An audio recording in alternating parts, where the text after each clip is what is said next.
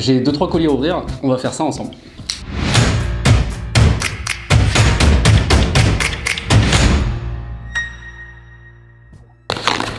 Qu'est-ce qu'on a là-dedans? Ça c'est un double chargeur de batterie.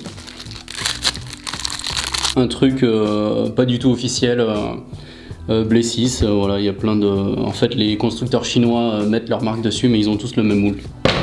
Après, qu'est-ce qu'on a là-dedans? Ça, ce sont des vitres de protection pour iPhone. Je trouve ça vraiment pratique. Il y a deux écoles, hein, ceux qui protègent pas du tout leur téléphone et ceux qui les protègent. Moi avant je protégeais pas mes téléphones et à la moindre chute sur surface dure, bon ben voilà, l'écran est fondu, c'est la merde.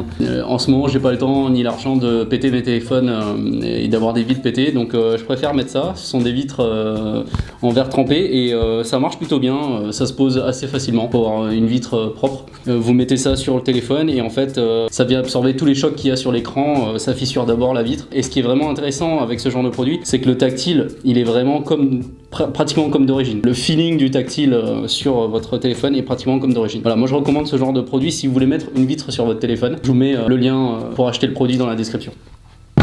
Encore un petit paquet. Qu'est-ce que c'est que ça? Ça c'est une carte SD SanDisk Extreme Pro. C'est ce qui se fait de plus rapide chez SanDisk. Elle fait 128 Go, elle va jusqu'à 300 Mbps. C'est une carte Extreme Pro, donc SDXC UHS 2. Voilà, moi j'ai toujours eu des cartes normales, enfin normales, qui allaient à 100 Mbps. Et là pour passer à la 4K, voilà, j'ai choisi de prendre cette carte là, on verra ce que ça vaut. Mais je me fais pas trop de soucis. En plus j'ai un lecteur de carte SanDisk qui est vraiment rapide pour faire les copies, pour décharger quand vous avez pas le temps, c'est vraiment pratique. On fera le test de voir si cette carte là plus le lecteur de carte SanDisk ultra rapide plus un disque SSD, on va tester les vitesses de transfert pour vérifier que tout ça, bon bah c'est pas juste du marketing et qu'il y a de la technique, un peu de la technologie derrière. Qu'est-ce qu'on a d'autre? On fait quoi? Le petit paquet ou le gros? Est-ce que vous savez ce qu'il y a dedans? Non, je pense pas. Ou alors vous avez eu pas mal d'indices en me suivant sur les réseaux sociaux. Bon, allez, on va ouvrir ça.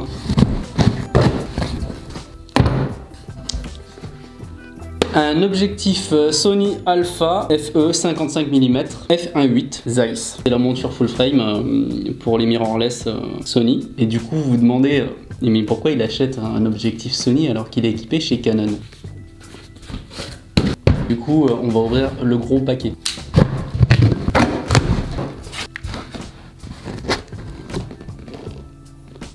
Le fameux, celui que tout le monde s'arrache depuis un mois et demi, le Sony A7 III. Dernier mirrorless Sony qui est sorti, full frame, avec des capacités vidéo complètement pétées vu le prix de vente. Bon, et voilà, je suis content d'avoir ça entre les mains aujourd'hui.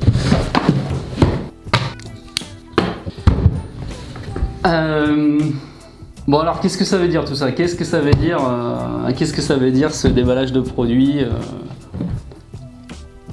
Est-ce que je serais pas en train de quitter Canon pour aller chez Sony? Bah ouais, voilà, c'est officiel, Canon, je te quitte, salut. Après 10 ans chez Canon, un peu plus même, j'avais un petit point and shoot avant, mais je vous raconterai comment j'ai commencé la photo digitale avec. 10 ans de service chez Canon, j'ai vendu mon 5D Mark II, je sers encore du 70D pour faire la vidéo en ce moment, par exemple. Mais à terme, je vais être full Sony, je vais tout switcher chez Sony. Donc je commence avec ça, la 7 III, et puis un 55 mm f1.8 Zeiss, donc bon c'est la meilleure optique dans cette focale là. Là je suis en train de me demander pour le grand angle, est-ce que je vais prendre le 12-24 f4 ou le 16-35 de 8 GM. Pourquoi je me pose cette question là? Parce que je vais faire essentiellement de la vidéo avec mon stabilisateur, le Zhiyun Crane 2. Voilà, quand on fait de la vidéo en stabilisateur, ben, on prend tout en compte, on prend le poids, l'encombrement, et donc ces deux objectifs ont pas exactement les mêmes caractéristiques. Donc je vais voir. Moi je suis à l'écoute de vos conseils, je vais continuer de regarder les tests et de voir les reviews de ces deux objectifs. Je connais rien chez Sony, donc je vais voir ce qui est le mieux pour moi. Mais la balance penche quand même pour le 16-35. Au début, j'étais hyper hypé par le 12-24.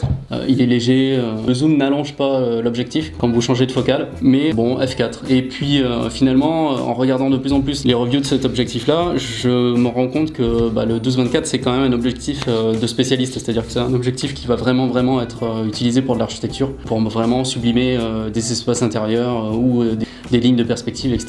Et ça va peut-être me bloquer quand je suis en mode reportage, parce que bon voilà, je vais avoir mon A7 III avec le 12-24 et si je veux faire des plans plus rapprochés, je vais être un peu limité. Parce qu'avant je travaillais sur Canon en 17-40 et en 16-35 et je vais peut-être vouloir revenir sur les focales que je connais bien. Et le 16-35 a quand même des performances bon, c'est sans aucune comparaison. De 8, la collection GM de Sony, elle défonce tout, donc je vais voir. Par contre, c'est pas le même prix. C'est vraiment pas le même prix.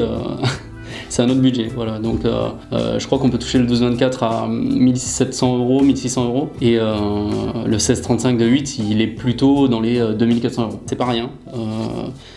Mais à voir. Bon voilà, donc bon, je viens d'ouvrir les boîtes avec vous, je sais pas, c'est pas configuré, je vais utiliser ça assez rapidement. Je pense que je vais faire pas mal de petites vidéos pour vous faire un retour d'expérience sur la 7 III. Je vais vous montrer un peu ce qu'on peut faire avec, je vais vous montrer un peu les résultats des choses que je vais filmer avec ça. Je pense que plus tard, je ferai une vidéo récap avec toutes les raisons pour lesquelles vous pouvez faire un switch Canon vers Sony. C'est une question qui m'a taraudé pendant des semaines et des semaines. Et quand vous m'avez vu tout vendre au niveau de mon matériel Canon, j'avais déjà une idée derrière la tête. Sincèrement, moi au début, le switch, je voulais pas le faire. Je voulais rester chez Canon avec toutes les raisons valables et légitimes de rester chez Canon, le parc d'objectifs, les coûts de transfert, tout mon équipement qui était chez Canon, mes habitudes, les menus qui sont plutôt pas mal et tout ce qu'on pouvait dire de mal sur les Sony. Et puis finalement, en discutant avec vous tous, hein, avec les photographes, avec les vidéastes, en regardant tous les tests, en regardant toutes les vidéos de review, bon,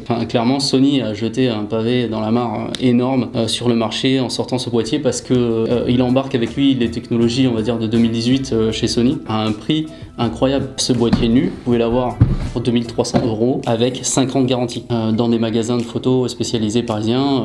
Celui-là par exemple, il vient de Prophot Store. Il n'y a pas grand chose à dire de plus sur cette vidéo. Si vous n'êtes pas abonné à la chaîne, abonnez-vous, vous cliquez en bas, vous activez la cloche. Moi, vous pouvez me suivre sur Instagram, Twitter et Facebook. Et puis moi, je vous dis à très vite pour une nouvelle vidéo. Ciao!